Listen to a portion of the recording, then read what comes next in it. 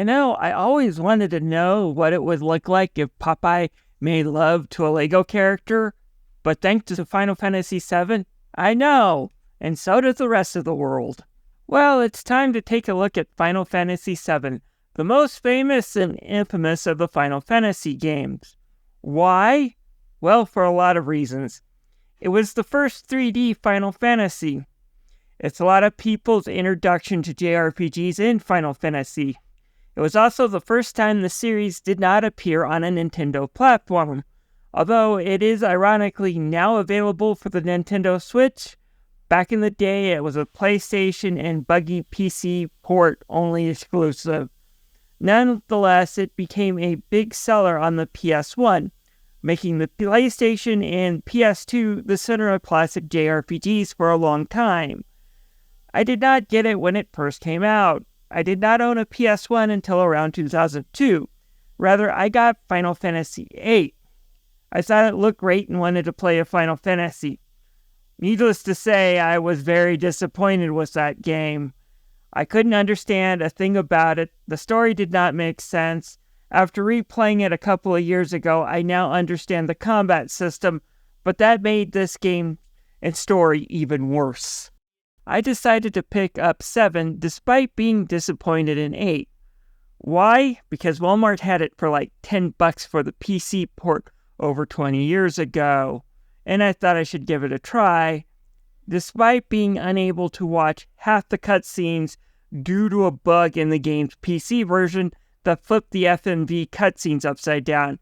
Despite that, I remember liking the game, and when I did get a PlayStation 1, I picked up the PlayStation copy mainly because the original PC port decided not to like Windows XP and beyond operating systems.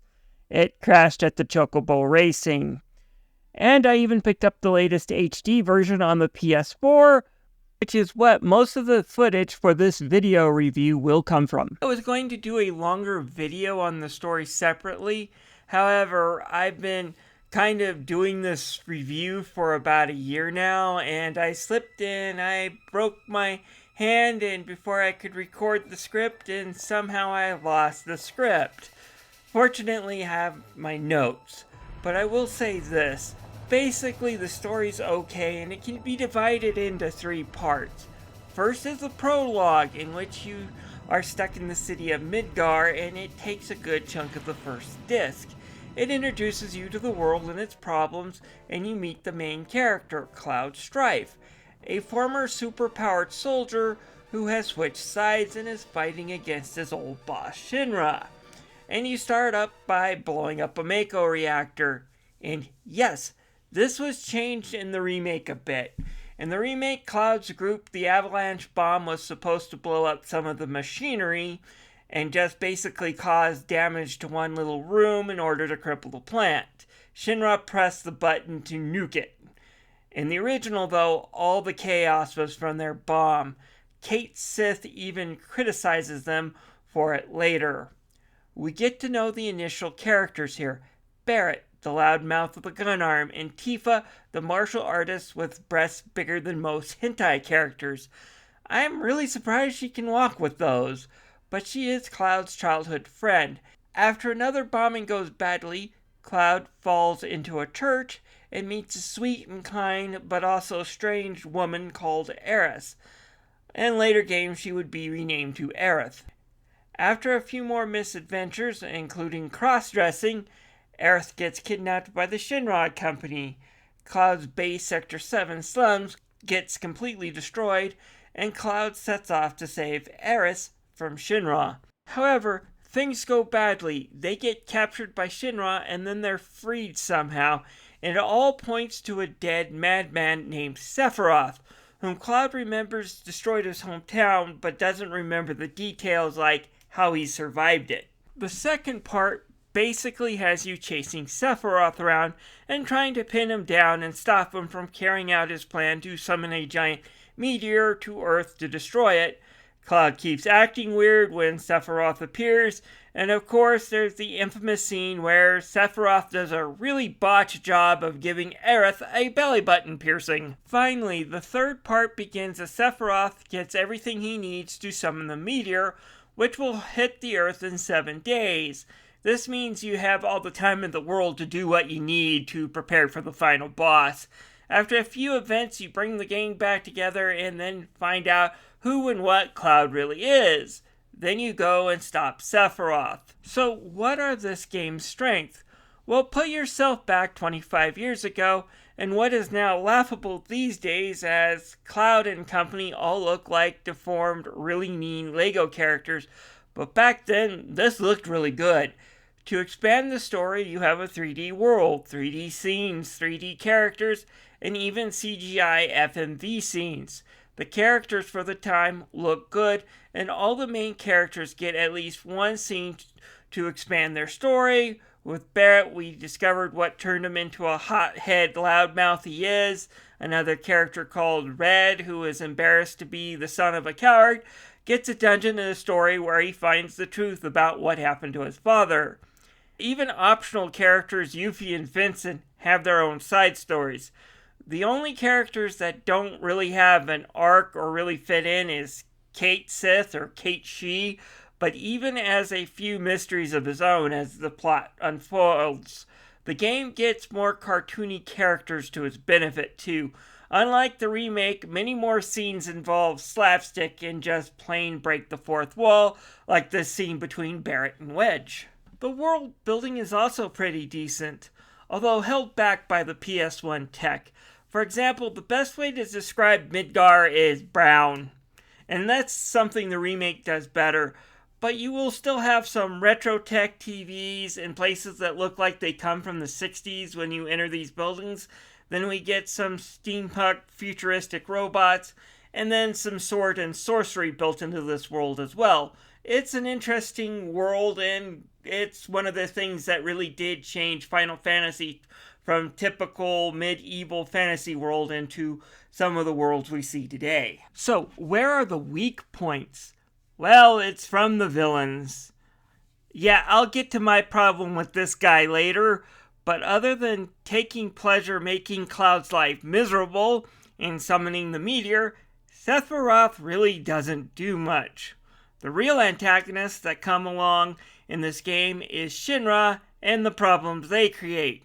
This story suffers from the same problems as Final Fantasy V. It shifts its threat. In 5, the story begins with the threat of these crystals being destroyed and nature stopping working, and then it's replaced with an evil tree trying to absorb the Earth into the X Zone.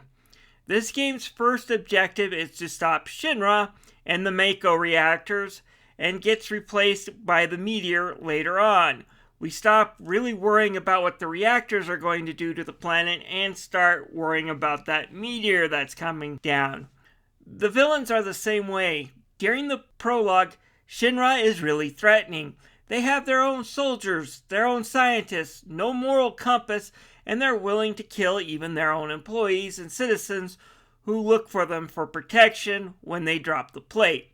The amount of political and economic power these people have is frightening, and you see a David and Goliath battle of our heroes versus them. Their scientist, Hojo, is the one who created Sephiroth to begin with, and gave Sephiroth all his problems, and he really is a vile piece of shit, and having to deal with the Turk and Shinra's army and weapons at the beginning makes these guys really threatening. Then you leave Midgar in the prologue and head out to the open world, and these guys become about as threatening as Team Rocket is in Pokemon anime. They show up at inconvenient times, you beat the crap out of them, and then they run away. Except Hojo, who still remains an asshole the whole way through, only stopping to take a brief vacation. They get a new leader after the prologue, Rufus, who is supposed to be worse than his old man. But remember, his old man dropped the plate, killing thousands. Rufus, by comparison, actually seems to be a more fair and more honorable antagonist, despite him quoting he's going to be sterner than his dad. His dad killed several thousand people. Rufus' worst thing he tries to do is execute Barrett and Tifa to show he's doing something about the threats to the planet and try to calm the citizens down. Dick move? Absolutely. However, one from his position, especially since Tifa and Barrett were partially responsible for Sephiroth getting what he needs? Yeah, kind of. Again, this guy is way worse than his son. So, what about the legendary villain Sephiroth? Yeah, he kills Aerith, who I liked fine enough in the original. The remake expands her character to the point where I would be sad to see her killed off. He does destroy Cloud's village, but why? What makes him do that? What makes him go from this superhero to villain and develop this insane plan that if he destroys the planet, he can absorb the spiritual energy and become a god? What causes this transformation of character? And yes, ignore Crisis Core because that wasn't made until a decade after the original, and none of the events in that game are even mentioned. The reason he turns evil is he reads a freaking book. No, I'm not making that up. He went from a decent guy to an insane psychopath because he read a book. This is dumb. Now, reading that book and wanting to join Avalanche so he could take a good chunk out of Shinra, that would be understandable considering what's going on. But going full tilt and becoming a murderous psychopath, I just don't see it here with the information provided. Outside of this, his relationship with Cloud is wonderfully antagonistic. One of his better scenes is where he tells Cloud's half-truth to get him to do what he wants. And it's very entertaining, and he's menacing, not in the I'm going to kill you, but in a psychological way here. Outside of that, there's not much to this guy outside of two really catchy themes that play when he's around. Anyways, to sum it up, I think the story is entertaining for 1997 standards. It's got a few good things. I love Cloud. I love the fact that he has chemistry with this group. Yes, he is emo like Squall, but there's chemistry here between his whole group, including the two romances between Tifa and Aerith. And it is entertaining overall. It's just not perfect, especially with the main plot and the villains kind of being on the lame side in my opinion. I would say when it comes to gameplay that this is one of the best Final Fantasies. Yeah, I like this game's battle system and it led me to give the franchise a second chance because it's easy to understand. To get into this game, you just have to understand the main hook, the materia system, which is pretty easy. Materia are rocks you pick up along the way that can be put into your weapon and armor for magic abilities, summons, or just plain stat boosts. That said, each materia you equip will adjust your stats. Put all the badass materia on one person and you might find out that even at higher levels, they can be a bit of a glass cannon, giving you some strategy for what you put on each character. The combat system is pretty much unchanged regarding the basics from 6. The materia give you magic or other special abilities.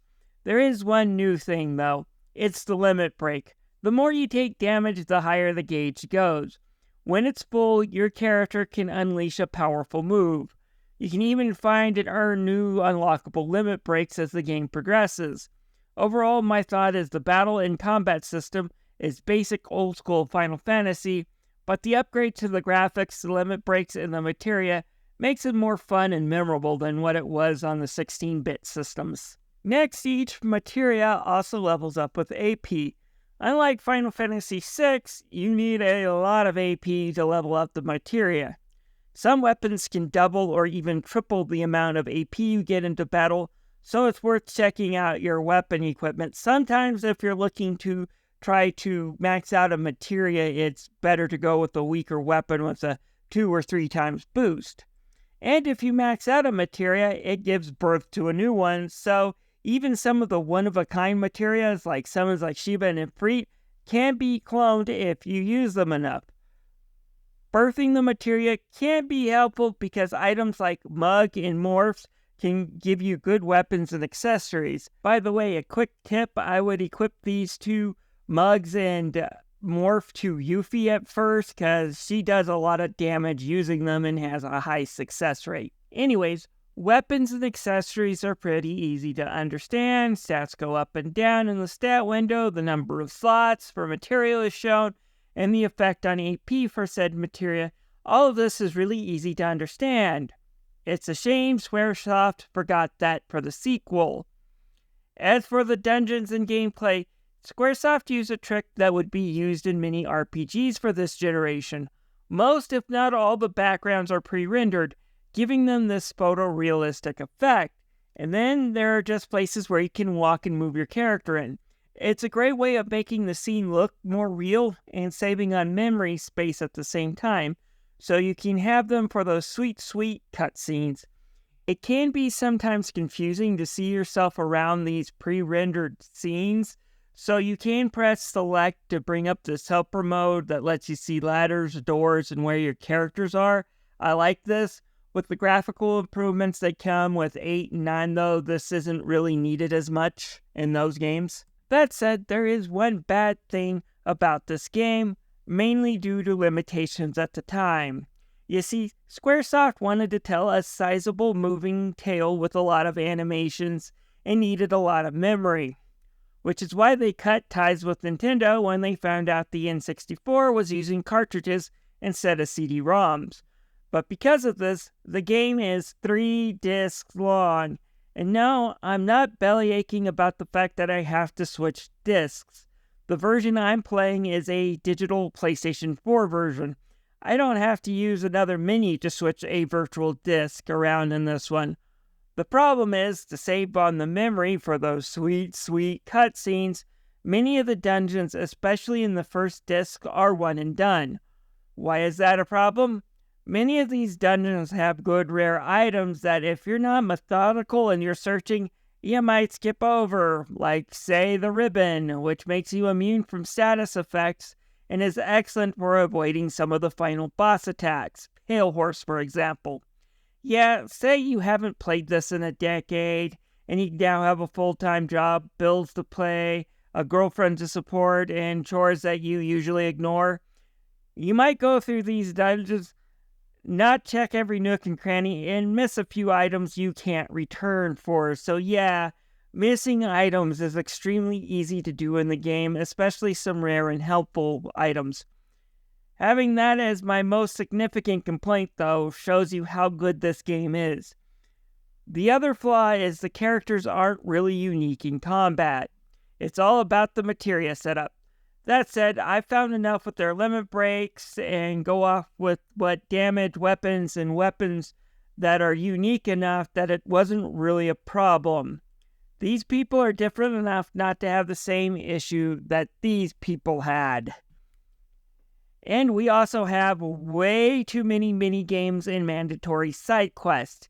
Each one is like you have to win at least one round on easy, and if you want the good stuff, you have to come back later and ultimately master it. These get annoying after a while and really screw with the flow of the game. I picked the PS4 version because one minigame requires you to input the right button. The PC version is more like input 1 and 2 instead of circle or cross, which is much easier to understand, especially during the minigames where you're trying to get some materia before a rocket ship crashes. Again, most of these games aren't bad, it's just there are too many of them, and cutting down on them wouldn't have hurt the pace. Still, the game's biggest minigame that pads the game out 5 to 10 hours is the Chocobo Racing minigame. If you go out and capture chocobos out in the wild, send them to the ranch, pick out which has the best stats, race them, and then breed them for colored chocobos, do it in the proper order and you can get a gold chocobo that lets you get access to the Knights of the Round materia, which can kill most story bosses in one go, and the racing game and the battle to get it can also give you some good rewards. The racing game is fun enough, but the battle game has one flaw. You can't stop and leave the area. Like, save without losing any of its rewards, and getting things like Cloud's Omni Slash ability and the W summon can take a while to do it. That was a stupid rule in my book, Square. You should have put a save point. Oh, and last thing to talk about and complain about, this is the first Final Fantasy to have fully animated battles and enemies. No longer just pictures and people flashing their swords. Cloud and company move, they attack, as do the enemies. This includes some insane animations. especially with the summons. The problem is some like Zero Bahamut or the Knights of the Round last several minutes. Squaresoft should have taken the hint and make these problems better, but instead they made them worse in the sequel. But this is the game where that problem actually originated. Overall, though, this game is a really good classic JRPG that I'm glad to see is available on most digital storefronts these days.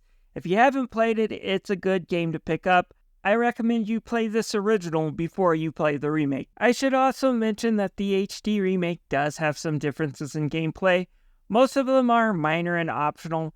The big one is they flip the cross and circle buttons around, so they now feel like the rest of the series works when it comes to navigating the menu. This is a good improvement. The other things are optional, but nonetheless helpful if they're not abused. They can be accessed with the R3 and L3 buttons on the controller. The first one is to increase this game's speed up to 3 times, which is great if you're in a hurry to fast forward through some of these long animations. The second one regenerates your health constantly to full. This is not to be confused with invincibility, because strong attacks greater than your character's HP can still knock them out, and status effects can still harm them. But they also have complete limit breaks, so you can constantly just keep using them. It made that battle minigame so much quicker that I don't mind this one. The last one stops the random encounters. It's less helpful than the other two in a JRPG, but there are times when you do want to use it. None of these stop you from getting trophies, they just make the game easy, and it's hard not to use them in a pinch or when you want to grind quickly. When it comes to the graphics, as I mentioned, the character designs for the world and outside battles are archaic.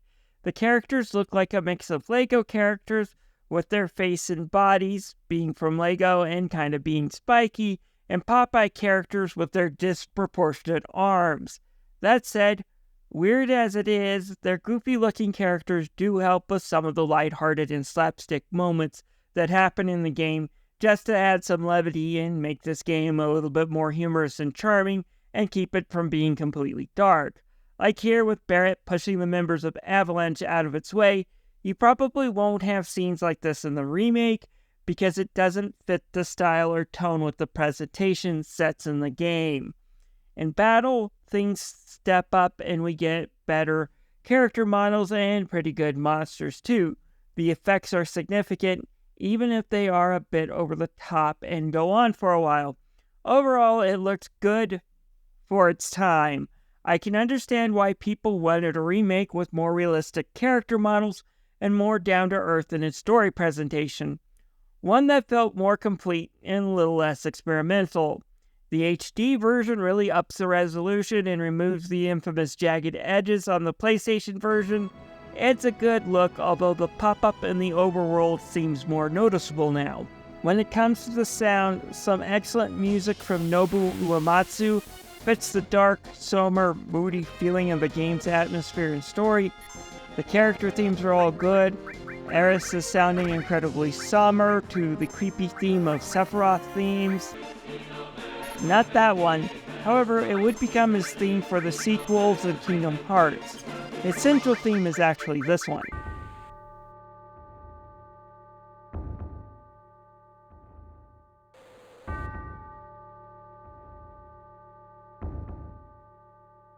Which is more threatening and ominous.